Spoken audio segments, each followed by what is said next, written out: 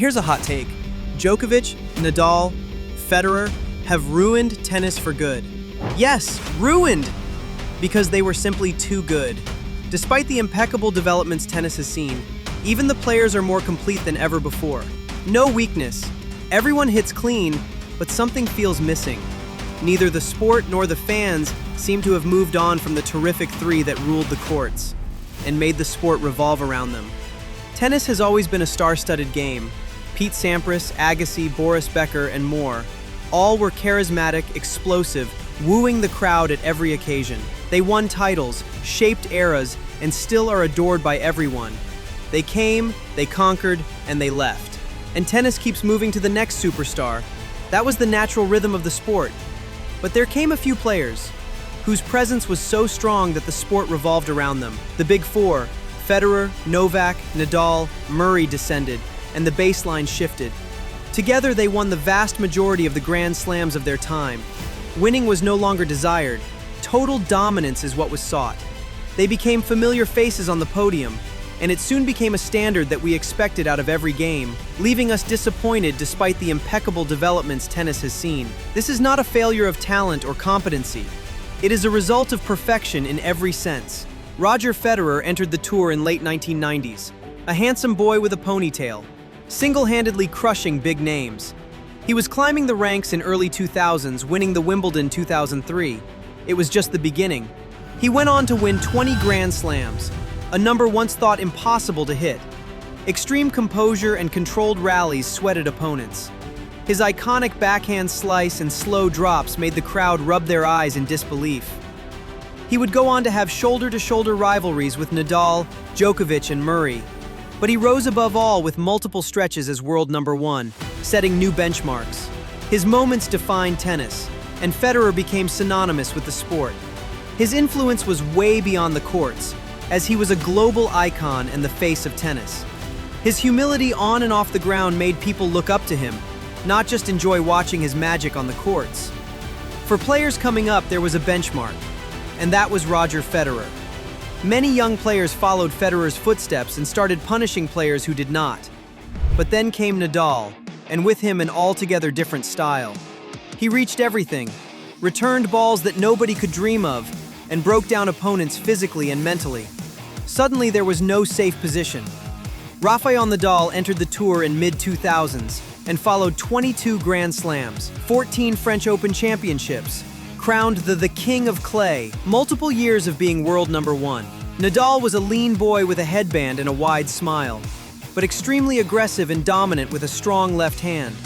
And his biggest asset? Discipline. His dominance mainly reflected on clay, and he started winning fans and not just silverware. Respect followed him everywhere, and soon he clashed with the greats with rivalries that defined an era. Federer challenged him with their iconic duo being called Fedal. Djokovic proved to be the worthy challenger on every face-off. Murray tested him, and so did Alcaraz, Sinner, Kyrgios. But there was nothing stopping Nadal. What were seen as rare moments, powerful forehands, diving recoveries, spins, and drops, had now become the norm. Crowds went crazy on brilliant moments in every rally. Nadal was absolutely adored around the world, with fans calling him the GOAT and watching every game to stand by their icon. Novak Djokovic came significantly later and is still going strong, and as recently announced, has no intention to retire for another 2 years. 24 Grand Slams, with more likely on the way, the longest time as world number one. Victories against players of multiple generations. Despite the highest numbers in every aspect, he stands out for his tenacity. He entered the game when two people ruled it, Federer and Nadal. As talented as Djokovic is, it was not difficult to break through them. But given both's records, excellence was not alone enough. To surpass them, he had to outlast them. There was no other choice. His game was complete with no weak spots. He focused on defense that had no weakness, and he tired out his opponents, dominating through exerting control and not force. He eventually lost battles, but always won the war. Djokovic survived and moreover surpassed Federer and Nadal. There are arguments of him being the greatest athlete of all time. He even faced Alcaraz, Sinner, Zverev, and more, and emerged as the winner multiple times. He was not blessed with immediate fandom like the others, but having beaten the record of the most Grand Slams won by any player, the people had to respect him. He came to be known as the most complete player, and in doing so, he marked his era. Andy Murray and Wawrinka have won 3 Grand Slams each, but they are honored not for their numbers, but for their role in shaping the sport. Fewer Grand Slams, but one of the most loved and praised as they were the only one to be considered among the ranks of the 3 super species. They pushed and challenged them through many finals and many losses. Moreover, it was not just the trophies or titles that made them the Big Three. It was the intense matches, such as the 2012 Australian Open final between Nadal and Djokovic, which lasted for 5 hours 53 minutes.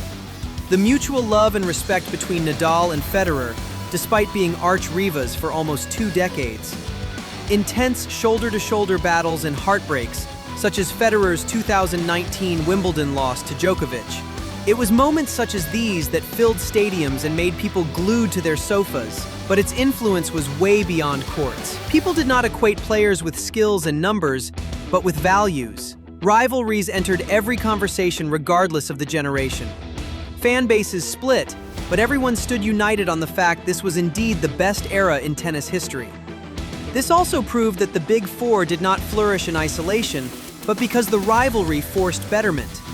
Every matchup demanded improvement, pushing them to levels never seen before. And tennis revolved around these 4 names. Now, a new generation takes over. Young blood with potential to win anything in their way. And they did. Alcaraz, Sinner, and many others close behind are faster and stronger, won trophies, titles, slams, but not all of people's heart, because the bar was being held high for too long by the greats, and the young ones still rest in that shadow. It is just their misfortune that they are descendants of gods themselves, and born post an era that gave too much.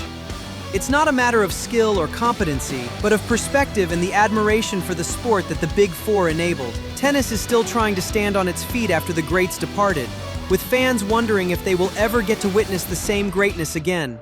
The Big Four did not ruin tennis per se, they just elevated it to levels unseen before, leaving fans all around the world waiting for the next miracle. But here's the good. Every sport has eras, and every era carries a different weight. But sports move on and renew themselves, and so will tennis. New champions will emerge with rivalries and friendships that will outlast everything. Maybe not immediately, but tennis will soon remind us why we fell in love with the game. Let's hope the chosen ones surprise us soon.